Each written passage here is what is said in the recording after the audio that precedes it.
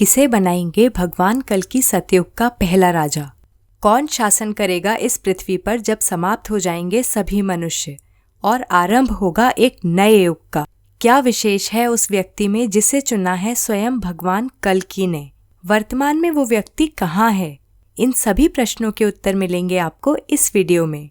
नमस्कार दर्शकों, vibes of spiritual world में आपका बहुत बहुत स्वागत है।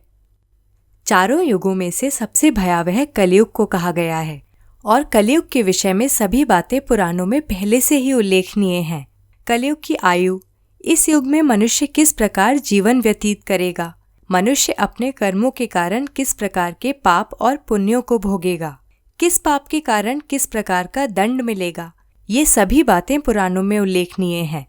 यह भी बताया गया है कि जब कलयुग अपने चरम पर होगा तब भगवान कल की पृथ्वी पर जन्म लेंगे और कलयुग को समाप्त कर सतयुग का आरंभ करेंगे। तो आइए इस वीडियो में जानते हैं कलयुग समाप्त होने के पश्चात भगवान कल्कि किसको बनाएंगे संसार का प्रथम राजा। मित्रों, आगे बढ़ने से पहले इस चैनल को सब्सक्राइब करना बिल्कुल ना भूलें और इस दुर्लभ जानकारी के लिए इस वीडियो को पूरा देखें। सबसे पहले हम महाभारत के आरंभ की थोड़ी सी चर्चा करेंगे। गुरु बृहस्पति के पुत्र भारद्वाज मुनि के प्रपौत्र हस्ती हुए, जिन्होंने हस्तिनापुर की स्थापना की। हस्तिनापुर राज्य की महाभारत युद्ध में बहुत बड़ी भूमिका थी। राजा हस्ती के 3 पुत्र हुए, जिनके नाम अजमीढ़, द्विमीढ़ और पुरुमीढ़ थे। हस्ती के पश्चात उनके ज्येष्ठ पुत्र अजमीढ़ ने हस्तिनापुर पर शासन किया। राजा अजमीढ़ के पुत्रों में से एक ऋक्ष नामक पुत्र से संवरण उत्पन्न हुए।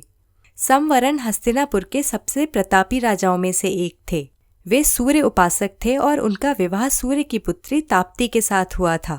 संवरण और ताप्ती से कुरु उत्पन्न हुए, जिन्होंने कुरुक्षेत्र की स्थापना की। कुरु वंश का आरंभ राजा कुरु से ही हुआ।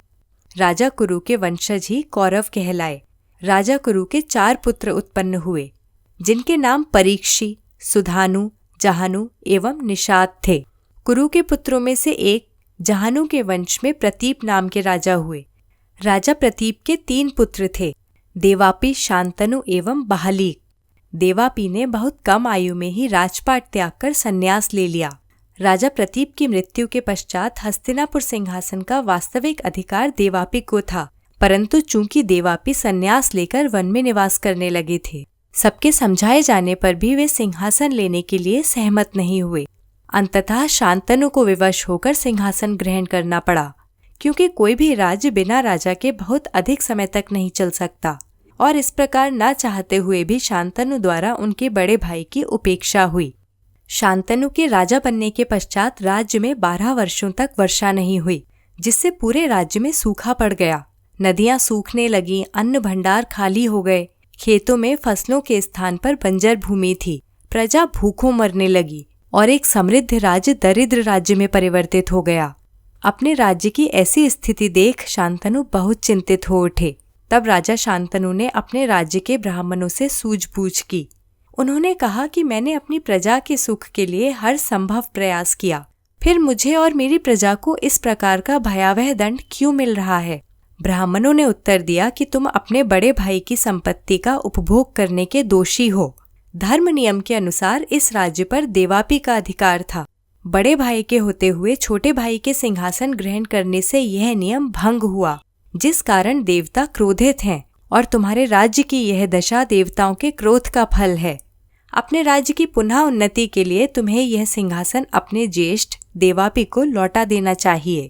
ब्राह्मणों के ऐसा सुझाव देने के पश्चात शांतनु अपने भाई देवापी को वापस लाने के लिए जंगल गए, परंतु इससे पहले कि शांतनु देवापी तक पहुंच पाते, उनके मंत्री अश्ववारा ने कुछ ब्राह्मणों को देवापी के पास भेजा, जिससे वे देवापी को वेदों के सिद्धांतों का पालन करने से विचलित कर सकें।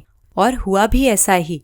जब शांतनु देवापी के पास पहुंचे तो देवापी ने न केवल राजा बनने की बात का खंडन किया, अपितु वेदों के सिद्धांतों का भी तिरस्कार किया।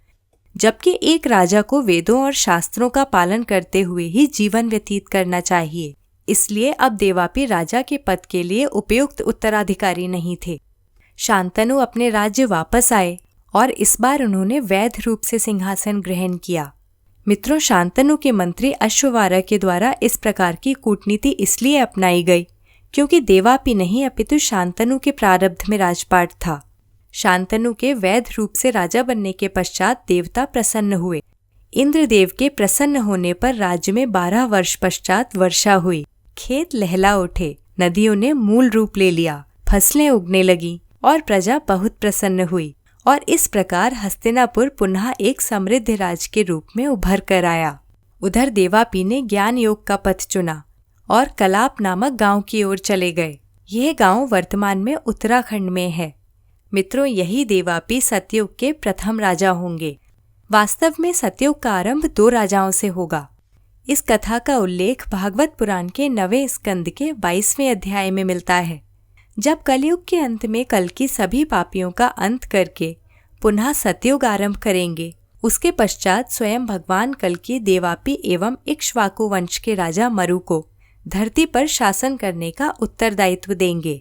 अर्थात कलयुग का अंत होने के पश्चात ये दोनों पृथ्वी पर शासन करने वाले प्रथम राजा होंगे। यह जानकारी कल्कि पुराण के 2वें अध्याय के 7वें श्लोक से ली गई है, जिसमें भगवान विष्णु देवताओं से कहते हैं कि वे स्वयं पृथ्वी पर अवतरित होंगे और कलयुग का अंत करने के पश्चात सतयुग का आरंभ करेंगे और देवापि एवं मरु को पृथ्वी पर शासन करने का कार्यभार सौंपेंगे। देवापि और मरु के विषय में भागवत पुराण के स्कंद 12 के 2 अध्याय में भी यह उल्लेख मिलता है। इसी अध्याय के 37वें श्लोक में उल्लेखनीय है कि देवापि एवं मरु आज भी उत्तराखंड के कलाप गांव में निवास करते हैं। ये दोनों ही राजा रहस्यमय शक्तियों से परिपूर्ण हैं। देवापि चंद्रवंशी और मरु सूर्यवंशी हैं। दोस्तों, कलाप गांव उत्तराखंड के गढ़वाल क्षेत्र में देहरादून से 210 किलोमीटर की दूरी पर स्थित है। कल्कि पुराण के 18वें अध्याय में किस प्रकार भगवान कल्कि देवापि एवं मरु से भेंट करेंगे और उनके वार्तालाप के संपूर्ण व्याख्यान का उल्लेख है। और दर्शकों, इसी के साथ समाप्त होती है आज की जानकारी। आशा करती हूँ आपको यह कड़ी पसंद आई। अपनी राय कमेंट बॉक्स में व्यक्त करें और यदि आप किसी विषय पर वीडियो चाहते हैं तो कमेंट्स में लिखकर हम तक अवश्य पहुँचाएं। जल्दी मिलेंगे आपसे अगली कड़ी में। तब तक के लिए नमस्कार।